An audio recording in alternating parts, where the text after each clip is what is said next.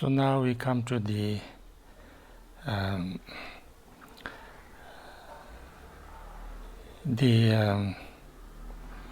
stanza number 154, the second part of 154, and because of the understanding or realization of emptiness, one most important thing we already discussed is that we can free ourselves from 8 worldly concerns. Therefore, too much aversion, too much attachment, and can bring a genuine peace and fearlessness, and therefore liberation in ourselves. Second benefit of realizing and understanding emptiness is that one generally, one becomes compassionate. One truly generate kind of limitless or a compassion towards everybody, because they can see very clearly that all these sentient beings who are suffering endlessly are because they don't really understand the nature of the phenomena, nature of themselves. And then because of their desire to have happiness and their strong fear of unhappiness, then they try to, they make lots of efforts, to find happiness and to get rid of unhappiness and suffering. But because of their, misunderstanding or ignorance, they keep on accumulating the causes of suffering, and they keep on, doing things that will bring more and more suffering, and so therefore they are never able to get, out of this misery and suffering of the samsara. And when they see this, when the bodhisattvas or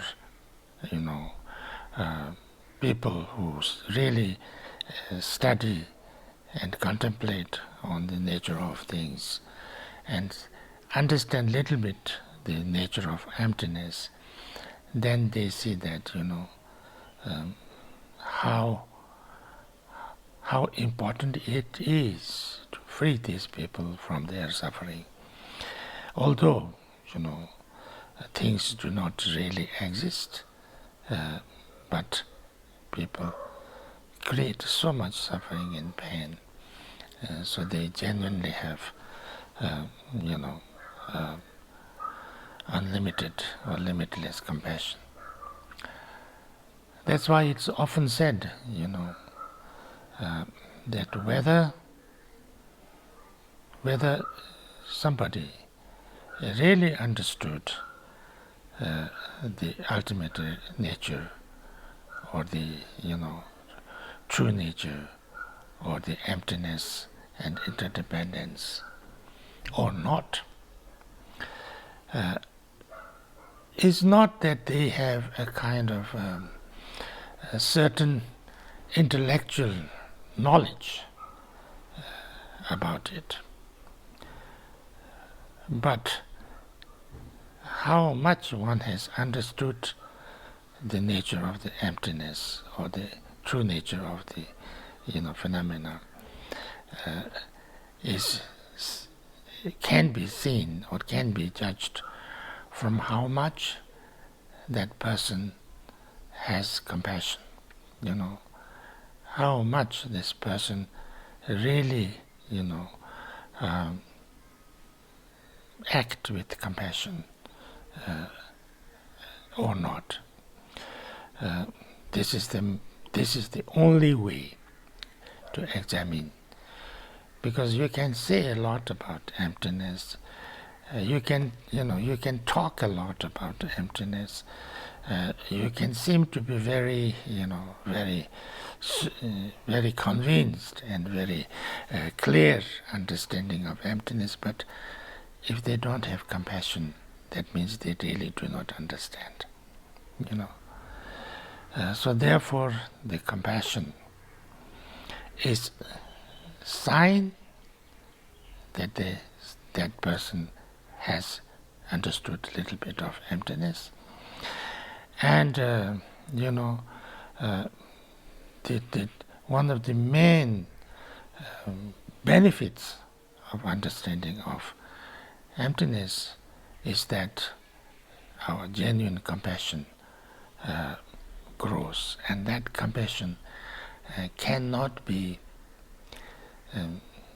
disturbed, cannot be lessened, cannot be taken off from that person. So now there are few stanzas here, and on the way, you would see the sufferings of the people, of the beings, of samsaric beings. First, how these samsaric beings suffer in this life, how much problems and sufferings they have in this very life. So there, I read out first the Tibetan and then the English. Dani devaran de namdan tadong trovi jitak arad truton gavarsi nyangin bezul zwambat pensu juton bibat ditakin chechen sos. So the last three lines of 154, but those who long for happiness and ease through disputes or the cause of pleasures are deeply troubled or else thrilled with joy. All those people, everybody wants to have happiness. So all these people, who are so much longing and so much desire for happiness and ease in life. But, through disputes, they spend their life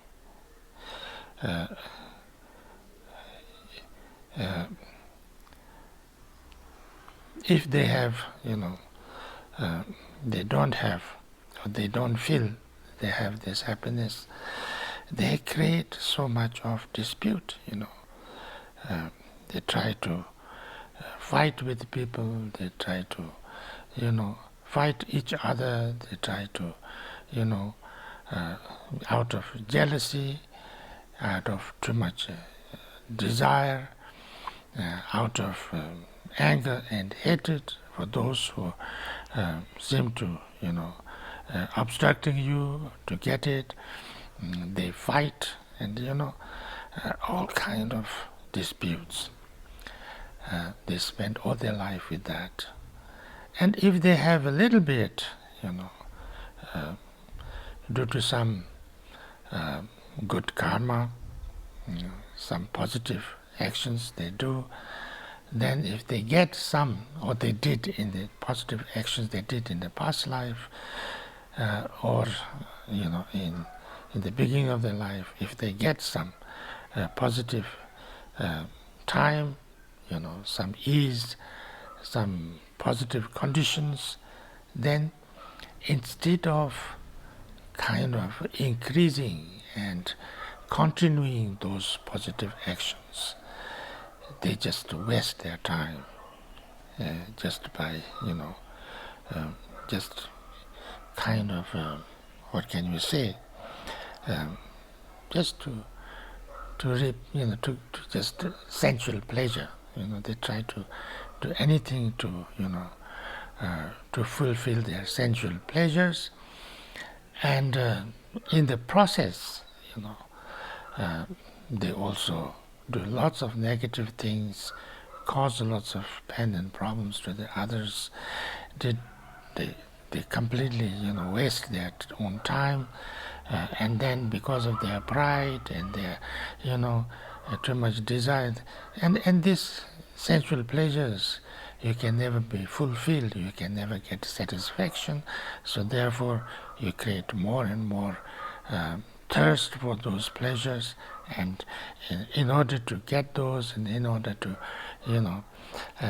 feeling that they are not having enough, or they don't, somebody is upsetting, then also they are lamenting, they are unhappy, they are all kind of disputes they do. And 154 pleasures. So they are deeply troubled, or thrilled with the joy. They suffer, strive, then or too much contend among themselves. They because of that, because they are too much attached to this positive, kind of pleasurable experience of the senses, or they have too much, too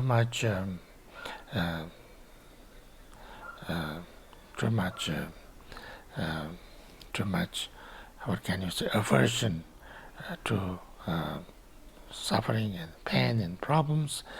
So therefore they do all kind of fighting, and all kind of negative deeds, like slashing each other, stabbing each other, or stabbing each other's back, injuring each other mentally, physically, emotionally. So they live their lives engulfed in many evils. They actually, most of us, in order to find pleasure or find happiness, we actually live our lives engulfed in many negative and evil deeds, and thereby create all the causes and conditions for more suffering and more pain, and deeper into the samsara.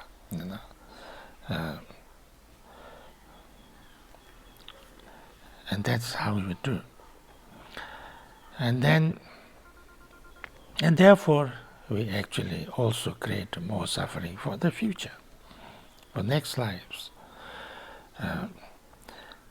So this is another stanza. Dendro yangdang yangwonte dewa mombo sheche hene nesong dungan yirimeze namsulungs.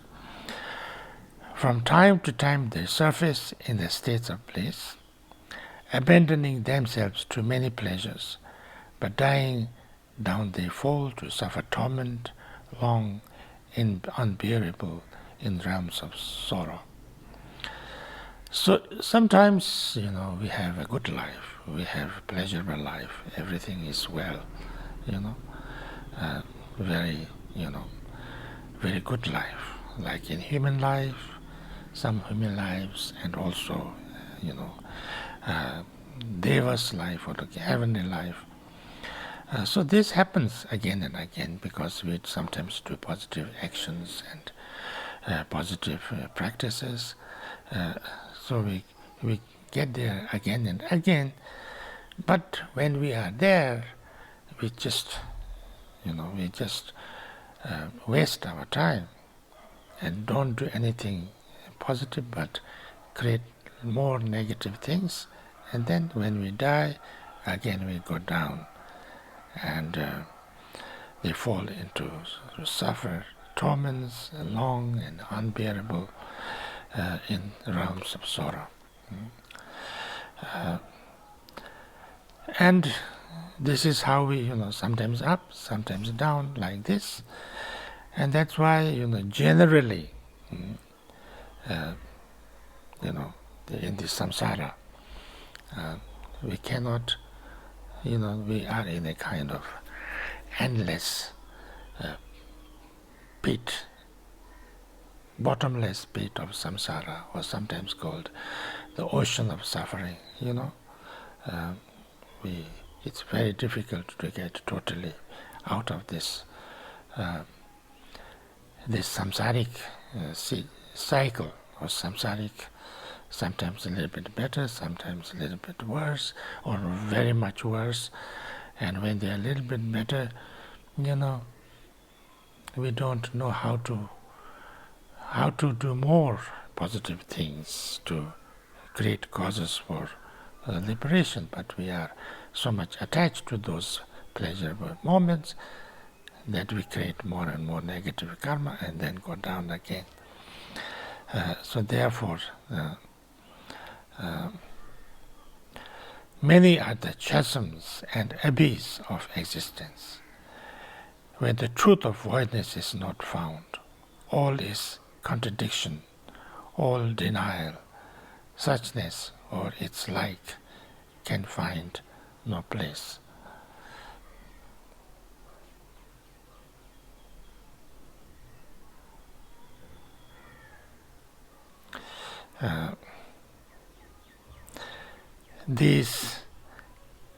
Their exceeding all description is the shoreless sea of pain unbearable.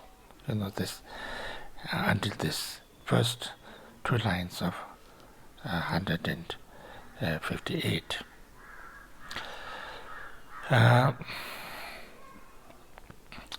Sapanana Yansamon, then Tenu Mundanda, Tenu Pensan Gavina, Sena Tenu Dandami, Tenu Pema Muzipi Dunga Janson Talent.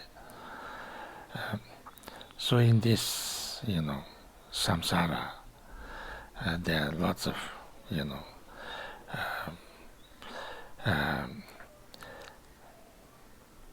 abysses and chasms, we can fall, and there are so many falls, so many places where we can fall down,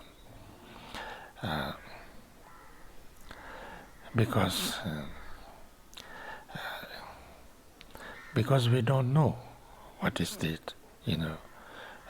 true path for this, for the liberation from samsara. We are too much attached to little pleasures of samsara, so that we don't even want to be free. We don't want to free ourselves from the samsara. But then we have pain and suffering, and we are so much distress. And at that time, we only long for those kind of pleasures that the samsaric pleasures that we have no understanding, we have no thought of this, or we don't know that we can actually be freed from the samsaric sin, because we don't understand the nature of things. We don't.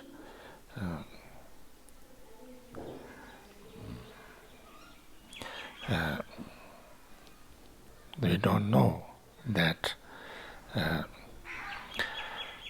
truth of voidness. We don't find the truth of voidness. We cannot find the truth of emptiness. We don't know that seeing everything, all these phenomena as truly existing is the real cause of samsara. And so therefore, to try to find the emptiness nature, or the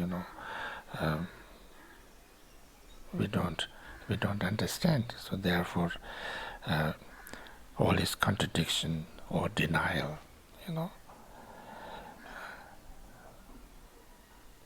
So therefore, most of us don't even know that there is a chance, there is a true chance or possibility of a kind of a total liberation from this cycle of samsara. There exceeding all discretion is the shoreless sea of pain. Therefore we are in this like shoreless sea of samsara. Samsara is therefore very difficult to get out, because it's like an ocean or sea which doesn't have any shores, or whose shore we can never find, And while we are there, we suffer endlessly, There, in the sea there is waves, there is, all kind of tornadoes and dangerous animals, and all kind of problems and pain and suffering and things like that, and we even don't know that there is a possibility to truly get out of that, and so therefore we remain there, endlessly. But this we don't understand. So therefore, when you have some understanding of emptiness and the wisdom, paramita of wisdom, then not only that we know this, not only that we try to find that, which is, once we really try to find it, it's maybe not that difficult to find. And then not only that, but we can also, help people to get there or to find that. And those who have some understanding and experience of emptiness, their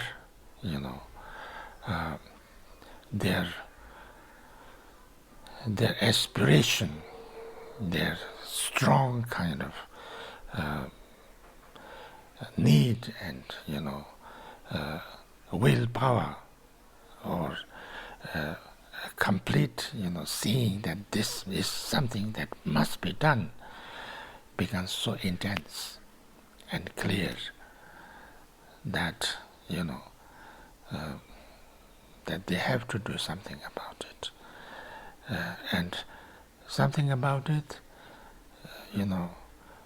without any self-interest, because you know that this is something, self-interest or wanting something myself is actually not the real thing. It's just an illusion for them. So a genuine compassion happens to them, and a kind of uncontrollable compassion, they can say. Yeah. So I think I will stop here, and this is, I think, 150.